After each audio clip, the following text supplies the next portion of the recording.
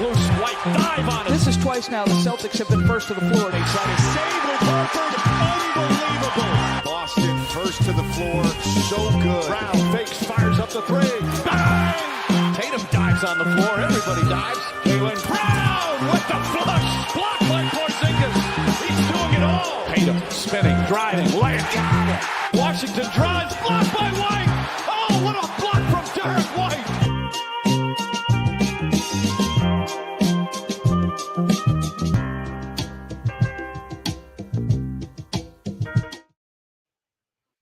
All right, the Boston Celtics late night.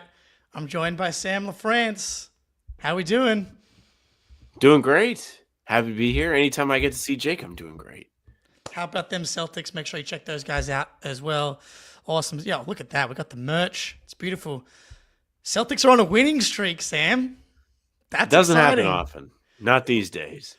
2-game winning streaks, as that's all we seem to know at the moment. This is our first 2-game winning streak since the Celtics beat the Clippers in overtime. And before that was the Minnesota Timberwolves and the Rockets 2-game winning streak. Look, we'll take it. I'm not sure. I feel like I've asked you how you feel about the 40-20 situation, but we're inching closer to winning 40 games before we lose 20 games. And Jason Tatum may be making a run at Clutch Player of the Year all of a sudden. One of the dumbest awards that exists, but I think he now leads the league in like buzzer-beating wins this season with 2. So, Tatum, you're a guy. Fadeaway jump shot to win the game. I know you loved that shot when you saw it. If Tatum wins Clutch Player of the Year, they should just get rid of it. They should get rid of the award. I tweeted about it when it happened. I was like, he made the midi fadeaway. That if you watch Jack and I's show tomorrow morning, it's literally the first thing I say. And Jack is like, what do you, like? I was like, all right, let me explain what happened. I truly cannot believe he made the shot. That's the same shot he gets every single time, and it never goes in. Never, ever goes in. He made it today. Good win. Funny win. Lots of stuff happened in this game. Tatum making that shot was the cherry on top. It was beautiful. And we have the play just here. And it's important to know. Hang on. There he is. Herb Jones. Beautiful. So, firstly, he does a great job getting in position. Gets a pretty clean look, and Herb Jones knows. Herb Jones knows how dirty this one is. Look at his face if you're watching on YouTube. Oh, like that's it's beautiful. Statistically, Jason Tatum pretty much shoots the same percentage that he shoots on threes that he does in the mid-range. But I like him not settling for the 3-point step back, get a little bit closer. This is purely like a roll of the dice shot. It just is. And like you do want to make sure that when it's a tie game, that you take the shot where it leaves no time on the clock. Because the worst thing you can do, like I know the one that I always think of is last year, Jamal Murray against the Dallas Mavericks. He went a little bit early and he hit the go-ahead, or he like went ahead by 1, and then Kyrie Irving hit the left-handed like 18-foot shot with like 3 seconds left. So that is the most important thing when the game is tied and you have the ball with under 24 seconds, which is why everyone's field goal percentage on these types of shots is so bad, because everybody knows you're waiting to take the shot at that exact moment. But hey, the dice landed on 7, I think, is what you want at the craps table. I'm glad he made it. Yes, seriously, like it was a clean make. Like said to my dad, didn't want to watch overtime. Don't really want to see 40 or 52 minutes or 53 minutes of Celtics Pelicans. No. 48 is enough. No, and these overtime games are stacking up. Like in the midst of this, like they had the 5 and 7 nights and they have day on, day off. And I actually think that the 2 overtime games like kind of hit them, because you're day on, day off. That's just a lot of basketball. And you're traveling. And you're playing against teams that don't have their best players. Which is hard. Yes, very hard. Even harder when the other best guy gets hurt mid-game. Oh, my God. Dude, so firstly, to Tony in the chat, does Ben not exist anymore? We love Ben. Ben's currently in London. on work. But yeah, Good for him. if you heard earlier in the season, Ben with a new job, not as much time currently to be on the podcast during his job. For whatever reason, his new job doesn't let him stream and watch the Celtics for several hours during the workday, which is bullshit. And they should allow him to do that. But we miss you, Ben. We love you, Ben. He'll be back shortly, and he'll be on the pod plenty as we move towards the playoffs here. But if anyone saw my tweet, as soon as we saw the Celtics with a full lineup, Zion out, Celtics coming off a win, I called Trey Murphy career high 42 points. And thankfully I was wrong by 2 points. Trey Murphy goes off for 40. And I don't know, did you see that tweet? I haven't asked you about this. That tweet that had the list of guys that have had like their season high or career highs. Now, Dylan Brooks, 10 threes the other night. Yep. Trey Murphy, 40 points tonight. What do you think of that concept? And what do you think about the defense tonight that was played on Trey Murphy? So this is so funny because what happened tonight with Trey Murphy is what I think the Celtics have convinced themselves has happened to them, like on all those other listed names. Like, man, like these guys just can't miss against us. What the hell? Trey Murphy, incredible game. Celtics, really good defense. Put pressure on him, throwing doubles on him at the end of the game. They were bank shot. he was banking in shots. It didn't matter. Like Trey Murphy was on another planet today. Absolutely incredible game. Career night. Can take nothing away from him. Can't blame the Celtics defense. It's not really their fault on this one, I don't think. But the Celtics love to do this thing where they're like, hey, we think you're Ben Simmons. And they do it to like one guy on every team. And a lot of those names on the list were that night's Ben Simmons. And it's just like, well, man, like, you're doing it to yourself. It's the Eric Andre meme where he shoots himself and he's like, how could like so-and-so do this to me? Like, how could Dylan Brooks do this to me? I don't know. You left him open. Caleb Martin on Christmas left him open. Again, Trey Murphy's night, completely legit. Celtics had nothing to do with it. They tried their best. He was incredible. And I just picture what they experienced tonight is what they think happens to them. And the Dylan Brookses, or the Caleb Martins, all of those guys are like, man, like, what else could we have done? We were on them. I think there's a balance because you watch like Dylan Brooks the next two nights. This is how everyone guards Dylan Brooks. They leave him open. This is how everybody guards Jaden McDaniels. This is how everybody guards Kyle Anderson, Larry Nance. This is how like pretty much everybody guards Caleb Martin is the career 34% low volume janky jump shooter. Now I will say, after Dylan Brooks makes his 6th, 7th, and 8th one, that's probably the time to start adjusting. Because I like, because if you start overreacting to Dylan Brookses of the world, then a team like Houston who has a bad offense, you start to make their offense easier. You give them bigger spacing. You allow Dylan Brooks to drive closeouts. I think, but at the same time, after the 5th one, I don't know what the right number is. You got to start react. I don't want you to overreact, but you have to react to some degree. Or you just the research that you did last season on the 2-for-1 is how I think about this research that I'm like half considering doing, but which might be easier. Like, can I make that list of season highs for how many teams? Because like you look at it tonight, the Sixers played the Nuggets. And the Sixers are missing Paul George and Joel Embiid. They started a lineup with Justin Edwards and Eric Gordon, and Gershon Yabusele has a career night, 28 points. Like, how many teams can I like make a similar list for? And I think it would be quite high. I think the reality is the NBA is really fucking talented, and every night someone just like goes off, and that's just how it works. Yeah, and I mean, it is an interesting concept, and the Celtics have had their fair share of unlucky nights, but they, like you mentioned it, like at what point do you make an adjustment?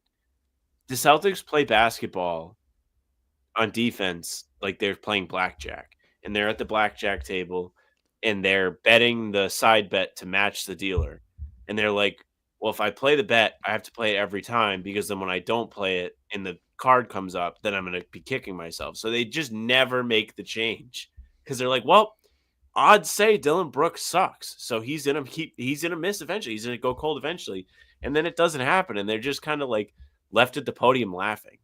Like, I wasn't really mad after the Rockets game. Thought it was a really fun game. Like, enjoyed being there, whatever. And it was pretty funny to just see Tatum and Brown at the podium being like, he made 10 threes. Like, they're just like laughing. They're like, haha, he made 10 threes. I can't believe it.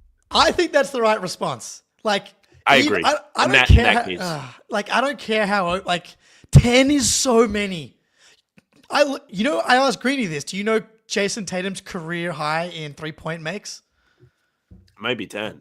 It's 9 a couple of times. Dylan Brooks has more made threes in a game than Jason Tatum now. Like, What does that tell you about Tatum? It tells him that shouldn't be shooting so many threes. He should be more like Not Dylan be Brooks. shooting as many threes as he shoots. That's neither here nor there. Yeah, it's just that one in particular. Like, I think, because the other ones on that list weren't as egregious. Like they had Julius Randle on the list who had made 5 threes. Still, he's done that 5 times this season. Julius Randle doing anything is funny. Yeah. Yeah, he is the classic roll the dice guy. In 3 of the 4 options are bad, and 1 of the 4 nights are going to be he just makes all of his shots. But defensively, I didn't have any problems with the Trey Murphy stuff tonight. No. We did live bet Trey Murphy in the first quarter after he scored 10 points to have 40 plus, and thank you to Trey Murphy for having 40 instead of 42. Because I'm with you, having an overtime game against this Pelicans team would have been painful. I'll ask you about this because I think people talking about this today as well as the concept that the Celtics shouldn't be playing close games against the Clippers that didn't have guys, the Pelicans that didn't have guys. Where do you stand on they should have won this game? The line was 12.5 before the game started tonight. Thought the line was crazy before the game, by the way. Yeah. I was like, it's not money. It's not 14, 17. Vegas is trying to tell you something in that case. The Celtics do not blow teams out like this. I don't know what it is. I think they should. I think it would be. Well, they either do it or it's a nail biter. It's the Bulls game, the Magic game. It's just one or the other at the moment. At least they're winning the nail biters. They went on a stretch where they're just losing close games again. I felt like I was watching the team for every year that wasn't last year where they got in a close game and you're just well, they're going to lose. Because that's what they do. Tonight, it was nice to see them kind of execute down the stretch. They did try really, really hard to lose this game. They had Grant Williams at the free throw line a couple times. Kristaps went up there, said, I'm going to make both. Missed both. And then, oh my God. The Jays kind of got him across the finish line. It was good to see Jaylen knock down the jump shot to put them up at the end of the game before Tatum. Because that's the type of thing he was doing last year. That shot reminded me of Game 3 of the Finals where he kind of daggered the Mavs. And I was like, yes, this guy's back. Jalen's been playing pretty good ball as of late. And I think if he is really feeling great, the Celtics become so much more dangerous. They are not the team we've watched for 2 months. I think Jalen's weird growing pains with whatever they're asking of him have been a big part of this. I still don't know why they're in dogfights with the Pelicans team that is, not playing anybody. I've kept this with me where Derek White talked about this when they lost to the Hawks this year in the cup. And he was just it's just something about when you're one of those guys that doesn't really play a lot and you actually have freedom, it does something for you. That's your Super Bowl pretty much. So Trey Murphy played great in the game that was in Boston too. He's just really good. And he's also not a scrub. Yeah. But he's not, example always going to be the guy. And somebody like Jose Alvarado isn't always going to be the guy. So when they have an opportunity to take a lot more shots, they're thrilled and they're having a lot of fun. They're probably playing a little harder on defense because this is their game. It happens. There are, excuse me, a lot of factors when it comes to this kind of thing. So I just think it's really hard to win in the NBA. And even really good teams, go back to that 23 Celtics team that lost in the conference finals to the Heat, that a lot of Celtics fans hated that team.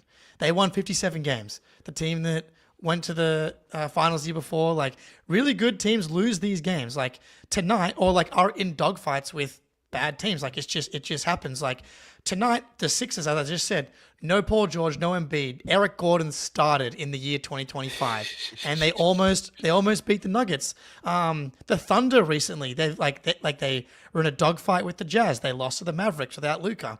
They lost were in to the Warriors. lost to the Warriors. They were in a dogfight with the Blazers. The Blazers like smoked the Magic recently. I actually think the Blazers are kind of frisky, but like this is really hard.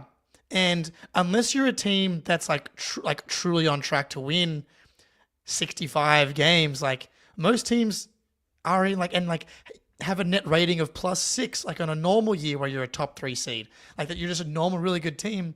This is just how it goes. And I think in the modern NBA, the talent has just gotten to a point where like, sure, they're missing their best players, but dude, like, I mean, I've always liked Jeremiah Robinson-Earl. Jose Alvarado can give you 20 and 6. Like, I understand that this team, like CJ McCollum's been giving people 20 points per game for like literally 15 years. And I think you just have to accept that this team is not the same 65 win team buzzsaw they were last year. And that's good because it's just not possible. Like teams historically do not dominate the same way after they put up a season like the Celtics did. I've said it a million times. Teams average on 9.6 wins, less per season. And it's just hard to wrap your head around because we just got so used to them being so dominant and like none of the players have changed. Everyone's like, the team is exactly the same. Part. You're just like, all right, boys, like you guys know what to do. And then they don't. And you're like, what the fuck? Yeah. You know, how are you losing a prestigious NBA Cup game to the Trae Youngless Atlanta Hawks? Like, what's going on here? Or how'd you lose to a Paulo Franzless Orlando Magic team? I also think they had just lost Mo Wagner. So Correct. They were there. And like, Jalen Suggs, I think. Was he playing in that one? No, he played, I think. Okay. But they have so many head-scratching losses, like especially like over the last 2 months. It's just been, happy February, everybody. I just realized it's actually February now. Yeah, well, that's how I knew Trey Murphy was going to score 40. I'm already in the future. Yeah, that is true. How's February so far, all right? Yeah, so far so good. Celtics are undefeated in February for me. So we're undefeated in February on. So technically they are for me too. Haven't lost yet. We're good to go. Good to go.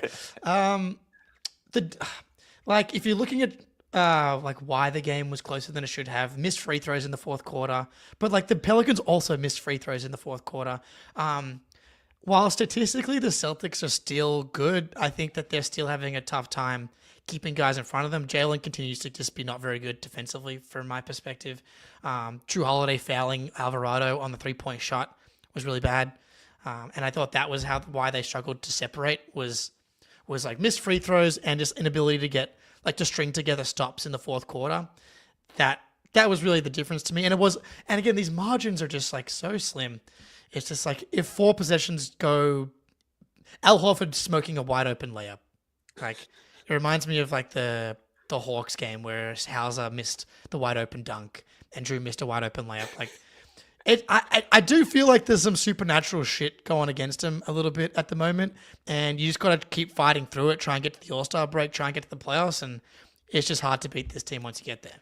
That All-Star break is like your bed after like a 12-hour workday, like just sitting there thinking about it. Mm-hmm. And they need it. Like it's clear that like several of these guys are ready for a break. Like Jaylen Brown like basically came out and said in one of these like away locker room pressers that they did that he was like, yeah, I'm like a little banged up. Yeah. Derek White up until like the last week has looked like he needs a breather. Now it's like, all right, no All-Star break for Derek. Keep him going because he looks like he actually is back, which is great. I'm so excited that Derek White's back because I've said it before. I'll say it again.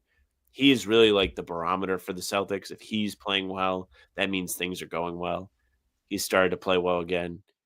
They're winning a lot more games. Where'd you go, Jake? I don't know where he went. He probably went to go be Derek White's mistress. He's back. Welcome back. Thank you. Yeah, I swiped the stupid Mac. I hate this function. You can like swipe your mouse and it just went. I basically hit back on my browser and just took me out of the studio. So apologies for leaving you here briefly.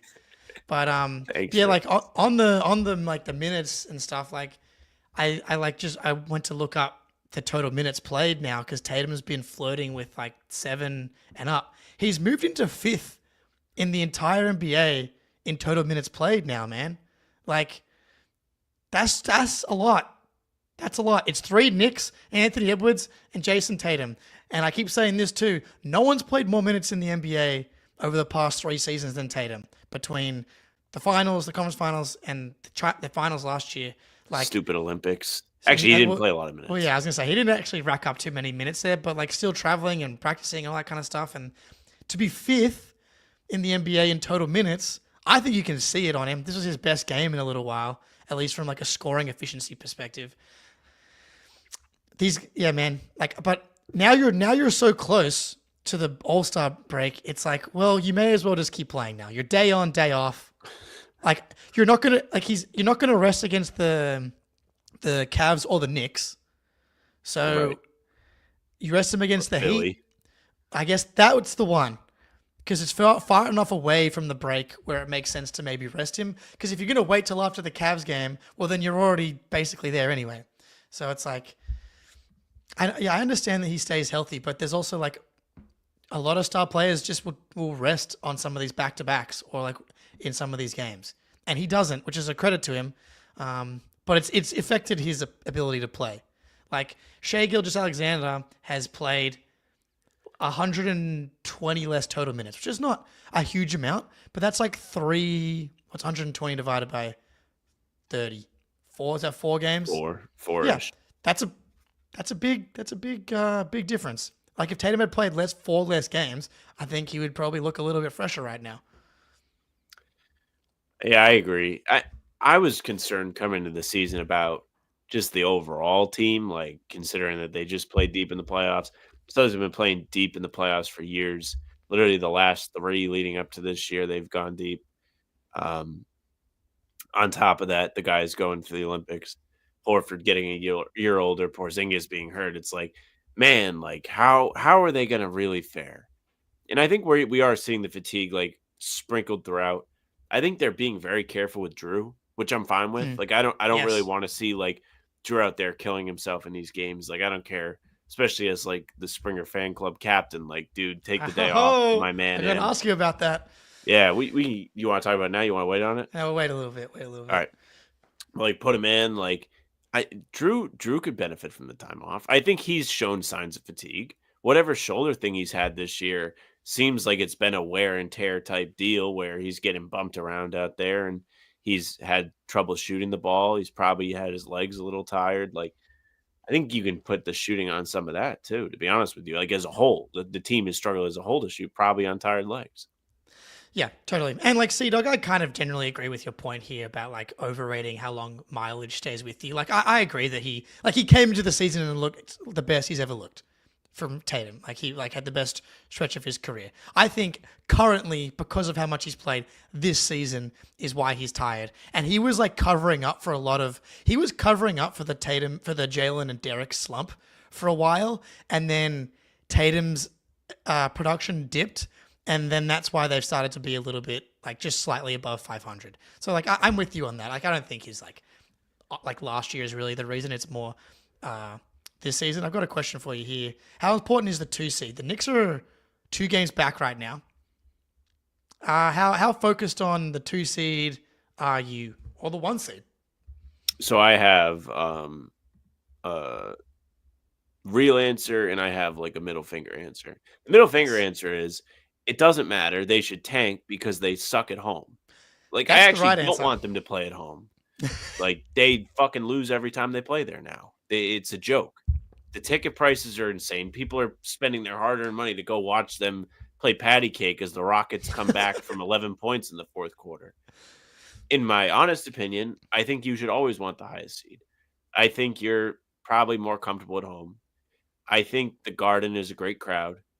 I think they bring it in the play. Even though last year was really weird. Like, I don't think the Celtics had really good energy at home until game 5 against the Cavs. Like, literally the first 2 rounds it took for the crowd to wake up. I think there was a lot of angst and pressure and, like, other factors in that. But I really like watching home games in the playoffs. I hope they get the highest seed possible. I don't know if they can catch Cleveland. Cleveland's kind of turned it off a little bit lately, but the Celtics haven't really capitalized on it in the way that they could have, and it's hurt them. I don't want to fall behind and fall off of 2. I think having home court through the first 2 rounds is going to be important. But again, like they don't win at home, so maybe it's just all fake. Like Jack thinks the home away stuff is stupid. He actually doesn't care if they lose at home. I think there's literally something to like making a case for them being the 3 seed is better than the 2 seed. They now have, as of today, the best road record in the entire NBA. 18-6 on the road. Better than Cleveland, better than Oklahoma City. Oklahoma City 17-6. The Celtics are 18-6 now. And going back to the year they lost to the Golden State Warriors in the finals, they've been just incredible road team in the playoffs. Like, I think there's something to that. The reason you want the 2 seed is you're more likely to get a bad team in the first round because whoever's in the play-in will probably be just worse than whoever's in at the 6 seed. And that team has the chance of becoming the Pistons or whoever, which I know is your... Fuck? Pistons. I wouldn't want to play the Pistons. They've cooled off. They have. No, they're 3-game losing streak now. That's a perfect team. That's a team that just can't beat you in the playoffs because they only have one creator. It's just like you just throw the kitchen sink at Cade and then they're done basically. So like, and even if it's not the Pistons, it might be the whoever like is that 8 seed is going to be a bad team and they have the chance to win that first play-in game to jump into the 2 seed matchup, and that's why it's good. But I don't think there's a massive difference between being 2 and 3. I think it's more just like if you fall behind the Knicks, are you just like not playing that well and maybe you're just like not as good of a team. But there is something to this team being better on the road. I think it's like they like work their, I don't know what it is, like because the opposing team is so juiced up, like it's just like they're coming off losses. They're incredible. They're like 15-1 coming off losses this year. Like the more shitty the circumstances are, the better this team has been for years. And I think it has to do with the Jays' personalities. I know Eric Weiss has been talking about this. They handle adversity way better than they handle success. I don't think it's crazy to think that them being the 3 seed's better than them being the 2 seed. Well, I would love to see Pistons Knicks because I could hate watch the Knicks. Actually, like root watch the Pistons. Pistons, by the way, who have owned the Knicks this year. They've won both games at MSG. The Celtics, they have like a thing for humiliation. They love humiliating teams on their home court. They love being humiliated on their home court. I think they're all about it. So anytime they have an opportunity to make that a factor, they're going to do so. I agree with you in the sense that I think the higher seed is great because of the first round opponent too. I think it gives you a little bit of time to like ease into it instead of having immediate pressure. I don't know if I trust these guys with immediate pressure, but then at the same time, like they've looked like shit against teams like the Pelicans today, even though it wasn't like complete shit, but there were stretches of shit. Yes. Speaking of today, the Jays played really well. Someone that like kind of gone to the radar a little bit today though, who's been really fucking good lately and good all season, who I'm just really impressed with consistently. And it's interesting coming into the deadline as well because talking about what positions we need. But Luke Kornet, again, solid tonight. Like, I was looking at his on-off numbers. So with Luke Kornet on the court this season, they are a 14.87 net rating. And with him off the court, they have a 6.03 net rating. The offense is even better with him, like offense and defense, both better with him on versus off. The double big lineup with him and Porzingis or him and Horford are starting to work really, really well. He's just really, really good now, and I hope he stays here for a long time. Yeah, he's legit good. He's like if you didn't have 2 big name big men, like this would be the perfect guy to start on a team that like you're kind of like budget strapped, can't really get into extra cap space. Like if you're like in a Phoenix Suns situation, let's say with Tatum, Brown, and like take your pick of Derek or Drew, Luke is perfect. Jack had the perfect analogy for Luke Kornet this year, said it on the pod a couple times. Vanilla ice cream. Not the most exciting thing, but every time you get it, you know it's going to be very good and you're going to be satisfied. At the very least, Kornet is going to go in the game. He's going to do what you need him to do until Porzingis or Al is ready to get back out there. Shout out to Tatum today because Tatum maximized Kornet. In the fourth quarter, Luke had back-to-back possessions where he scored off of Tatum assists. They have a really good chemistry. He's an excellent catch and finish guy at the basket. They really need that out of their backup big guys because Nemi doesn't do it for him. Tillman doesn't do it for him. And even like Horford, he missed the layup today. Like he doesn't really give you that. So it's Luke and Porzingis giving you that quick finish. And the quick catch and finish is what made Rob great, despite not having the jump shot. If you don't have a jump shot, you have to be able to do what Luke does. He's tremendous at it. He's a big body, he sets good screens. He's a decent shot blocker. He just brings so many different things to the table. He's now become a good passer out of the short roll. I love what we've seen from him this year. Oh, yeah. He's buried Nemi in that like backup big man battle. It's not even a question anymore. Yeah, it got it early in the season. I also always feel like there's got to be someone on the roster that makes Kornet just like light a little fire under him. It's like it happened. Got their picture on a dartboard. Yeah. Yeah, but he's like incredibly nice to them in real life, but behind the scenes he hates them. He never hits them on the dartboard. He throws around them. That's right. He would never do something like that. I actually like this from Blammo in the chat here. I shudder to say, but regular season Kornet might be better than regular season Horford. That's not a crazy take, especially like the last 4 to 6 weeks of Horford. Like, I'm not sure the last time Horford hit a 3. But yeah, man, and that's fine. And that's good. Like, scale Kornet up a little bit, scale Horford down a little bit, because we know once it comes playoff time, Horford's going to be cranking that thing up. Like, it's so funny to me, like, you watch Horford, on that layup that he missed, he didn't leave the ground. He didn't leave the ground on either of the attempts, really. And he just, like, doesn't leave the ground a lot in the regular season. There's, like, flashes. He's had some big games, which is why, like, I just like to be reminded every once in a while that he can crank it up a little bit. And we're not going to know for sure how much They play Philly can. Sunday, Jake. Don't worry. Well, Embiid's not going to play, though. So It doesn't matter. He sees those like Philly scumbags. They're all happy because they got the Super Bowl going on next week. He'll be amped up. Don't worry. Oh yeah, it's true. It's in Philly, right? In Philly. Okay, that's a good point. Yeah, I bet the over on Horford everything. I like that. Derek White, 3 games in a row here, efficient. I thought defensively, while CJ got him a couple times, like CJ's a bucket. He had a couple of back taps. He was like, and that's why Derek is a good defensive player and a great defensive player. He sometimes has trouble like staying in front of guys or getting bullied, but like he's a defensive playmaker, whether it's protecting the rim, getting steals, and seeing that part of his game come along. But the part of the game that was getting brutal, that now 3 games in a row, he's back. Like he's been like on fire from 3 now. 3 games in a row, 16 points, 5 for 9, 3 for 6 from 3, 4 rebounds, 3 assists, 2 steals, only 1 turnover. Please be back, because you said it. He's a barometer. When he's good, the Celtics are great. They need it. I mean, the Celtics go as the guys that are the safety valves go. He is a creator, but he is also a safety valve. He's a kick-out guy. Made a huge shot in this game tonight. Celebrated with the fan courtside, by the way. Awesome moment. Guy must have been like, check your pockets, and he just goes bang, and the guy does it back to him. Oh, sick. I missed that. Awesome moment. Happy to see Derek back. He seems to be a confidence guy. Oh, Whether yeah. or not he like conveys that he is struggling with confidence, it's evident. Like you just see like miss. He's taking confident shots again. He pulled a 3 from well beyond the arc today. Didn't go in. It was early in the game. It's like, he's got it. He's ready. I want to see more of him getting downhill again.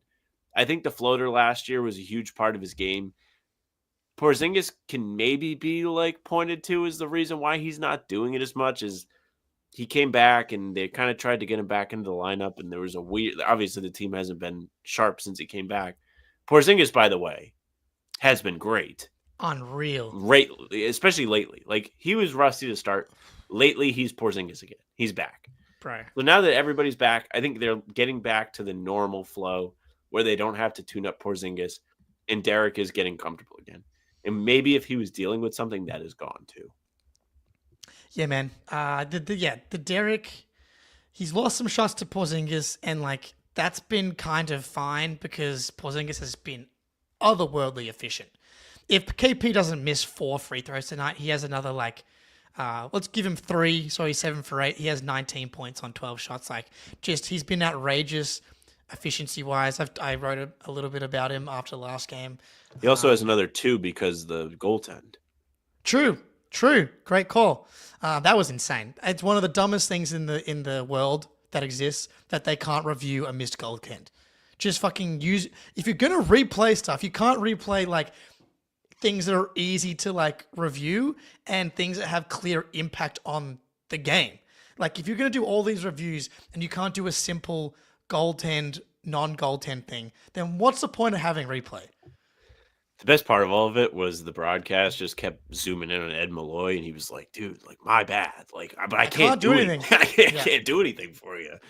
But they should be able to fix that. They go back and they look at and see if the guy's out of foot was bounds on the out of bounds line, and like they're reviewing for a no call. Why can you not do that for a goaltend? Especially when there's a stoppage. It's so dumb. It's so fucking dumb. It makes me so mad. I also don't know like what that's about because you can't pretend that they don't huddle up at times and like be like, "Do you think it was a goaltend?" Yeah, I thought it was a goaltend. Yeah. And they come back and go bang. They could have did that today. It makes me so mad. When I see like very clear, obvious stuff like that, I'm like, Adam Silver, you can change the rule tomorrow, dude. It's so like just you're in charge. You can just change things. Don't be dumb. I did love this game because the officials were bad. When I say the officials were bad, like they had a bad game. Like they shot like 5 of 20 from the field, right? Like they were getting baited into like flops and stuff. Oh, that was bad too. And I loved the reaction from people on Twitter because Celtics Twitter was like, refs are out to get us. Like, yeah, Adam Silver put the call in. He was like, can you guys like please help New Orleans? Like, we want to see New Orleans beat Boston. Like, that's what we want. It's good for the league. Like, really, like a lot of people want to see the Pelicans do well. Like, no, that didn't happen. No, insane. I'm not a rigged guy. I think reffing is one. I think it's hard, and two, I think that the refs are bad. I think that the talent pool, like like on one hand, you've got the NBA, the talent level is just skyrocketing. Like the level of talent, like today, even versus like 5 years ago or 10 years ago, like these teams just don't have bad players anymore. Like even the bad teams, like even a team like the Pelicans tonight, it's like, God damn, bro, how are they still rolling out like Jeremiah Robinson Earl? I've always liked him. Jamal Cain, like kind of solid role player for the Heat for a second. On the other hand, who wants to be a ref, dude? Like the talent pool for the refs isn't getting better. I think like people want to be refs when they find out how much refs make for like doing what they do. Like, yeah, but still, especially like when you're not doing, like if you're not an NBA ref and like you're doing college games, like those guys, like that's just their job. It's not bad, not like an awful gig. No, totally. But if you can get there, you got to be you got to be a lifer. That's the problem. Is they don't get rid of the Zach Zabers. They don't get rid of Natalie. What's her name? Natalie Comey. I don't know her. The lady. I know my man Natalie. Scott, who should have his number 38 up in the rafters, or 48 rather. Yeah, Scott Foster's the best ref in the league. He's good to go. But like the Zabar and that Natalie lady, like they just don't get fired, and that's the problem. So if you want to be a good ref, you're just not gonna. It's gonna be like a lifelong of not making a lot of money and everybody hating you because everybody hates the refs. But I digress. Derek White's back. Porzingis, he had 4 blocks today. I think defensively he was awesome. Jaylen Brown starting to hit some jump shots, which would be like really like all of the Celtics struggles can be pretty much directly attributed to both Derek and Jaylen. Like there's other stuff going on, but those guys being good and playing up to Jaylen Brown's an all-star. I wouldn't say he's necessarily been all-star level. He made it because he was a finals MVP. I think that should be why he made it. But like him having 28 points on 18 shots is like very important. And he's starting to string this together, which is great. Yeah, I said it a little bit earlier, like he's starting to look a little bit more like himself from last year. And the Celtics do not win. They might win a championship. I don't know. They probably don't win a championship unless he steps it up like he stepped it up. Like, let's not all forget that he was the MVP of the last 2 playoff series. He was legit. And Tatum certainly deserved a shout, especially in the finals, closed it out strong, was a boss. The fact that it was a conversation and he was edging Tatum out in that conversation says a lot about his responsibility within the team and how well he delivered on that responsibility. This year, I think they asked him to do some different stuff. They changed him up a little bit. They probably wanted him to play make a little bit more. They wanted to try and push him out of his comfort zone. I don't know if he really handled it well. Now it seems like he's just back in his bag, allowed to do what he wants to do, doesn't have to try and take shots he's not really comfortable with. And he looks like the guy from last year, especially like there was a switch that went off in mid-March last year where he was like scorched earth, bodying people. I mean, at the Bulls game on Wednesday, Julian Phillips got the meanest shoulder, knocked him back 5 feet. He's back. He's officially back. Oh, we're officially. And I'm looking at the box scores now. Like, if you go back to the Warriors game, he was 8 for 14, 57% from the field. And in the Clippers game, 25 points on 15 shots. Very efficient again. Not efficient in the Lakers game. That was a disaster all around. But, like, again, in the Dallas game, he was 10 for 21 with 6 assists. And then Houston, pretty efficient. Tonight against the Bulls, very efficient. And tonight, very efficient. So it's definitely trending in the right direction. And that's kind of been his thing coming out of the All-Star break, which I've been talking about too. Last 2 seasons, he's been like unreal coming out of that break. So if we can get that version again, like that's what makes this team special. It's always been the Jays, and you haven't had Jaylen being special this year. He's been solid, and defensively, he still wasn't good tonight. And I'm not sure that's going to change until the playoffs. And I'm torn because I don't really want these guys killing themselves defensively in the regular season anyway. But yeah, he just got dusted a couple times tonight, and off ball struggled as well. But scoring efficiently, that's what makes this team special. It is funny how Jaylen has a defensive switch because in the finals he was like motherfucking Luka, like awesome, hassling the guy, picking him up before half court, like had him in hell. And now he's just like, what do I care? Yeah, it's good to see Jaylen getting in rhythm. Drew Holiday, I don't know, 5 assists, 4 points. I can't evaluate Drew Holiday properly. I don't think, because I don't know him like I know Al Horford. Like I'm confident we're going to get a huge ramp up for Horford. You mentioned that they're kind of like again under 30 minutes again tonight. Keep him in the garage as well. Like I don't, but I also don't know with Drew. If I'm going to get like a Horford level like ramp up once we get to the playoffs. I don't remember like verbatim, like I don't remember every single game last year, but I do remember like with Holiday, last year he was taking the least shots of his career by far. He would step up when needed. I don't really know if we've had a signature Drew game this season. I think we had 1 or 2 where he was like pretty great. There was obviously the one he has like a lot of points against Memphis, but they made him take all the shots. The point is, he's been really, really good with the Celtics at just like, what do you guys want me to do today? All right, yeah, I'll do that thing. I don't need to do anything else. I'm chilling. We got 5 like all-star level guys in the starting lineup. What do I need to like exert myself for? If you guys need me to take 5 shots, that's cool. By the way, Jake takes this crazy shot on the baseline at the end of the game. That was terrible. He takes like no shots the whole game. He's like, I got to get number 5 up. Yeah. He's like, Kristaps hit me with a backdoor dime. Like, I can't let this go to waste. But no, like, I think he's cool, like, trying to defend and just whatever you need from me on offense, I'm here, boss. Yeah, man. He's good for one of those decisions a game, it feels like, of like, why did you do that? I'm looking through the game logs. There's like a few nice ones, but you're right. Like signature, I think his best game of the season was probably that game against Milwaukee. 20 points, 4 for 9 from 3, 5 rebounds, 6 assists, 0 turnovers. He definitely tries to turn it on against them, and it's kind of become a good matchup for them because he can bully Dame and kind of take advantage of the Brook Lopez drop coverage stuff. So, yeah, I'm finding it hard to evaluate Drew because it's just going to be like and it's kind of true of the whole team. Like, I just need you guys to be awesome in the playoffs. And I like seeing KP be awesome. And I think it's funny with KP, he doesn't, know, any better. He's like, I have to try. I'm on a Yeah. good team. And everybody else is like, yeah, I guess so. I'm used to this being the only thing I have. I'm not used to playing the extra games in April. Yeah, which he didn't really do last year either. So Yeah. it's like, I don't know what I'm going to get hurt. So I may as well try while I'm out here. Look, man, I don't really have two. Oh, last bit. Jaden Springer. Yeah. So didn't get in tonight.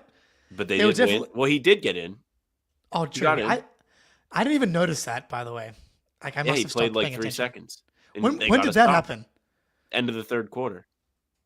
Wow, I missed that completely. for Jason him. Tatum was shooting free throws, and they put him in to play the defensive possession afterwards. Okay. Wow. Okay. No. That's right. They called a time. That's right. I remember them being like, "Why did they call a timeout?" And it worked clearly. Yeah, I mean the guy's a winner. I know it was linked in the Discord today. The Jaden Springer can't be traded article that you wrote. Essentially, Oh, I forget the headline now. So go. It check was that like out. he's more than just a $4 million cap slot. Like Yeah. it's been a week. Like the dude came in against the Clippers last week, Mhm. like blew everyone's like expectations out of the water, turns the game on its head. The Celtics were dead. They weren't defending anybody. He comes in, he dog walks Kevin Porter Jr., puts him in jail. And then Damn he right. doesn't really where he play- should be exactly. He doesn't really play much in the Lakers game till the game's over. Comes in when the game's over, makes some shots. He doesn't play against Dallas. And then he plays Monday and Wednesday. He plays like real minutes on Wednesday. He's like legit good in that game defensively. You're getting to the point where we just talked about Holiday. If you want to sit Holiday out and let him chill and let him coast to the end of the season, this guy is right here. You can put him in. It's not like he's not making threes. He's made 46% of the threes that he's taken since you started playing him. He doesn't have to take. He has. I know. He's taken like a fair amount. Like he's taken like 1 or 2 a game. Like that's if they're gonna leave him open and he makes like half of them, that's fine. What do I care? And if you want to talk about like the salaries and stuff, like he's a free agent at the end of the season, right? Yeah. He makes $4 million right now. I don't know who you're gonna get for like the extra $2 million versus like if you traded a minimum guy. Probably not that much better. Why would you not bring him back? Because this Drew Holiday thing doesn't go away after this year. If you're looking to cut costs and new ownership comes in, like that Holiday contract is one of the first things that you look at. You have a guy that can come off the bench and give you good energy. It just doesn't make sense to give up on him and punt on him right now. I am very happy for you because it's been a tough time on Jaden Springer Island. You've been hit by floods, fires, They just stopped sending us food. famine. I was going to say definitely famine. They just didn't give us any more food. They were like, here's this island. This guy's pretty cool, but we're just not going to play him. So I wish they would just play some more of it. Like Joe would play the young guys more. And this is just true of like every team that's full of veterans that's good. Every fan is like, I wish they'd played 1 or 2 of these guys because like the Tatums and the Jaylens and they kind of mail it in on nights that they are tired. And it's like, well, can we just play them 30 minutes instead of 35 and let Jaden Springer and Jordan Walsh just go out there and try? Because it's more fun to watch the guys that are bad try as opposed to the stars have 5 turnovers, which I totally buy into. And like, I like to be fair. I've been very down on Jaden Springer. And I have to give the dude credit because we would have lost the Clippers game without Springer. It's no doubt. And since he's come back, or since he's been given minutes, he's been legitimately impactful. And when he comes in, like the on-ball defense is like straight up like a plus NBA skill. I really wish he could dribble a basketball. I'm still trying to figure out why he can't, as a guard, dribble properly. And the shooting, while I think he can make them, man, he's got like the slowest fucking release I've ever seen. That's okay. He's working on his mechanics. Working on his It's mechanics. Knock it down. Yeah, this is what late night's all about. 48 minutes in, we're talking about Jaden Springer. This is why everybody like the stream, why you're here. This is what it's all about. Matt, you're lucky that we didn't start the show with it and you didn't miss it. It's true. So, would you trade Jaden Springer for Yabusele if it was 2 second-round picks? Because that's like the one guy for sure. Like, he's like high, like he's good. He's a good NBA player that I think He can is like good. play a 4/5. He's essentially Al Horford with probably worse switch defense and a way more explosive offensive player. That's definitely a guy I would do it for. But like I'm with you if you can find like the Tillman deal, because you don't have like if Drew gets injured, Derek gets injured, and the idea of Jaden Springer minutes is kind of making me like repulse in the moment. But like having a dude that can like play point of attack defense on a jitterbug guard or perimeter players is like kind of valuable on a team that's like doesn't have that if Derek or Drew either can't get it done or are injured. So I've definitely moved Jaden Springer behind Tillman as far as the guys that I would trade. But for the right trade, I would definitely do it. I'm just not. Yeah, this is the problem. Is that Springer going back to the Sixers for Yabusele, who the Celtics traded to help the Celtics win a title, seems also, like unlikely. Celtics trading for the guy that they draft in the same trade. Yeah. Also, relation to Yabusele, pretty sure the Celtics can just trade Tillman for him. Oh, true. You're right. Actually, he only makes a minimum. Okay. You don't even have to trade Springer. Facts. True. This is back when I used to think that Tillman was going to be good at basketball. I just think Yabu gives you what you hoped to get from Tillman. Maybe not as much defense, but like he gives you that big guy that can play and shoot the ball and like be a Horford alternative on days that he's resting or you just want to throw that look in there. He's 38. It makes a lot. Yeah, that too. But Springer like is 22. Like he has time to learn how to shoot. And I consistently, first of all, nobody loves a guard that can defend and can't shoot like me. But like I am so dead set on you can learn how to shoot. Like you can learn. Yeah, a lot of people. Yeah, like we've seen so many guys, especially like over the last decade, since shooting has become like a must-have skill, learn how to shoot to continue to be elite. Horford is one. Look at him. He learned how to shoot threes. He wasn't shooting threes when he came in the league. When he was Springer's age, he was not shooting threes. Aaron Baines started shooting threes and became very good at it. These are big guys, but I don't think Springer's jump shot is like broken looking. It is a little slow. And I think they're doing a lot of work with him to get him to be able to do that. And I think he's worth the development. Like, let's all like take a step back and like be real for a minute.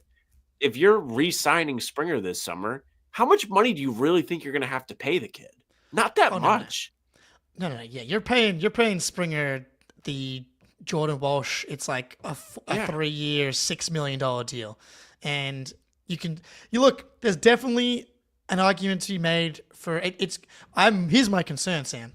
He did this right before the trade deadline last year too, where he had that little stretch of games where he locked up Steph Curry, locked up Luka, and then got himself traded, and then proceeded to stink pretty much all the way up until the trade deadline They again. didn't play him.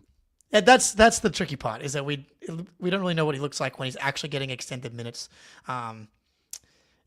Look, the fact that he's like shown the little flashes in a couple of games, I'm not going to overreact to it, but it's enticing. A little bit of like elite on ball defense, and he can hit an open three. It is truly like elite. Like it's the guy in pickup that plays too hard, but it's every single time. Like he doesn't skip a possession. He doesn't take possessions off. He's hounding the guy every single time. Why would you give that up? You're not going to get anything back that's going to be like, oh, thank God we made that move. You're not. Yeah. And it's not my money. I don't care about the tax. I don't care. It's not my money. If I had the money, I would pay the new contract myself. Yes. If I was a billionaire, I would not give a fuck about the tax bill. That's for sure. But yeah, look, I don't think that they'll make the trade I don't think they'll trade Springer for tax savings. I don't think they're going to trade Springer for $4 million for a $2 million purely for tax reasons. I don't think that they'll do that. Because I think there is a long-term argument to be made for just like having another young guy that has showed at least something and is going to cost you nothing to keep him. But if they decide that there's someone that they can trade him for that is going to help you win a title this year more than Jaden Springer, then that's a different story. But show me him. Show me him. He doesn't exist. You made him up. You drew him on a piece of paper. You made him in 2K. Doesn't exist. Correct. And that's totally fair. And I actually think Tillman would have more value to the Sixers than Springer because they need big men that can play basketball. I'm not sure Tillman can play basketball. He's the Embiid replacement. He can actually get on the floor. He might be. I mean, they're playing like their big men is Embiid and Drummond and Adam Boner. I was in on him, by the way. Yeah. When we were looking at draft dudes, Bono was a fun prospect. I've from the very limited amount of Boner I've seen. Yeah, pretty good stuff from what I've seen. Bruce makes too much money in Italia, unfortunately. Yeah, sadly, yeah. And we can't sign buyout guys that are make above like the mid-level exception, I'm pretty sure. So Ben Simmons is out. Ben Simmons is out for now. Yeah, that's right. I think this is a good place to leave it on. Everybody, it's been good to see you. Like the stream, Sam. Been a pleasure. Check out How About Them Celtics in the morning. Jack Simone made a lovely day in the life of the Celtics reporter video, which was cool, and I enjoyed Doxed seeing. Himself. I gotta stop saying that because he's not happy about it. Well, he did. I mean, that's what he did. That's what he did. He told everybody exactly where he lived. I would struggle with that lifestyle. I'm not going to lie. Like it's 5 p.m. for us right now. It's a much better night time to end all of the basketball games. And I can still get up early in the morning. So I appreciate you staying up late for me, Sam. Yeah, well, it's Saturday tomorrow. And Fair. All right, everybody. It's been a pleasure. Celtics play again. Can they get to a 3-game winning streak? They will be double-digit favorites, I'm guessing, on the road in Philadelphia. Unless Embiid and Paul George are back, that seems unlikely that Embiid would suit up to play against Al Horford and Kristaps Porzingis, but you never know. I think they're going to do it. I think they're going to make it a 3-game winning streak. Do you believe? They're going to have to prove it to me. All right. That's fair. They've given us no reason to believe, but I will deem certain players back, but I will not say the team is fixed. Yeah. I'm holding on to my we're back tweet because I'm waiting for the first 3-game winning streak, and I think it's coming. All right, Sam. Been a pleasure. Everybody, love you, miss you. Peace.